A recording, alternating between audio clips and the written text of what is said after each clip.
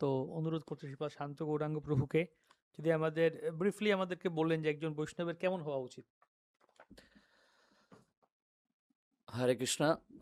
তো আমার সৌভাগ্য যে আমি পরম পূজ্য শ্রীষ্মাদ ভক্তিবিজয় ভাগবত মহারাজের সন্নিকটে, একদম সন্নিকটে আমি আহ, বসে আজকে এই সদাচার নিয়ে আলোচনা করার সুযোগ পেয়েছি। তো তার জন্য মহারাজকে অনেক অনেক ধন্যবাদ এই সুযোগ দেওয়ার জন্য।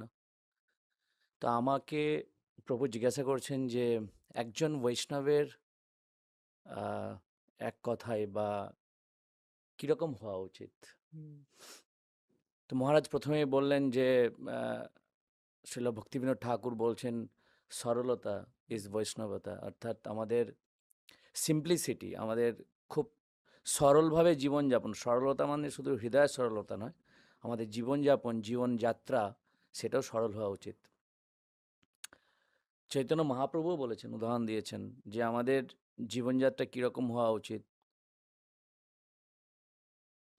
তার যে শিক্ষাষ্টকম আছে সেই শিক্ষাষ্টকমের মধ্যে 3rd নম্বর যে শ্লোক শ্রীনাথ। চৈতন্য মহাপ্রভু বলছেন, খুব ইম্পর্টেন্ট একটি শ্লোক, যেটা আমরা হয়তো রেগুলার পাঠ করি কিন্তু সেটা আমরা আমাদের জীবনে কতটা অ্যাপ্লাই করি আমরা নিজেরাও জানি না। চৈতন্য মহাপ্রভু বলছেন যে ত্রিনাদপি শুনিচেন তররূপি সহিষ্ণু না অমানিনা মানদেন কীর্তনিয়া সদাহরি। আমরা সবাই জানি তৃণের মতো নম্র হতে হবে, আমরা জানি তরু অর্থাৎ গাছের মতো সহিষ্ণু হতে হবে, এবং আমরা জানি যে সম্মান করতে হবে অন্যকে।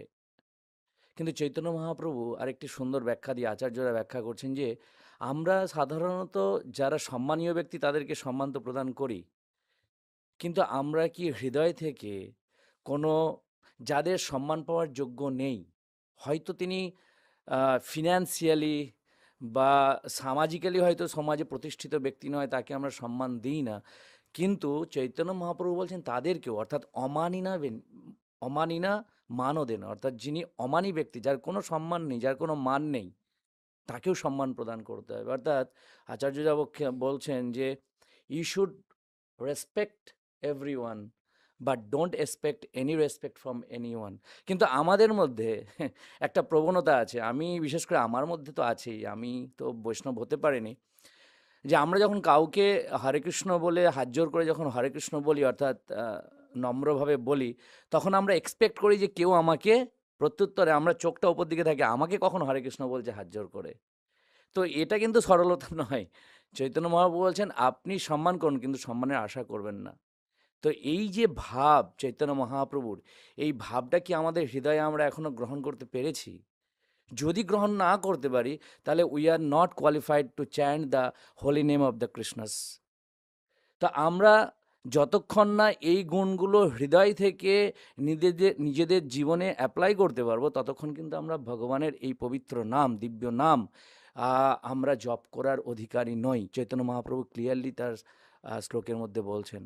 তো আমাদের শুধু বাহ্যিকভাবে সরলতা দেখালে হবে না, আন্তরিকভাবে অন্তর থেকে আমাদের বিনম্র হতে হবে, অন্তর থেকে আমাদের সহনশীল হতে হবে, এবং অন্তর থেকে প্রত্যেক সাধু সন্ন্যাসী, এমনকি আমরা ব্যাস আসনে বসে যখন বলি বাইরের লোক, বাইরের লোক, বাইরের জগতের লোক, বাইরের জগতের লোককেও আমাদের সম্মান করতে হবে। এটাই চৈতন্য মহাপ্রভুর শিক্ষা।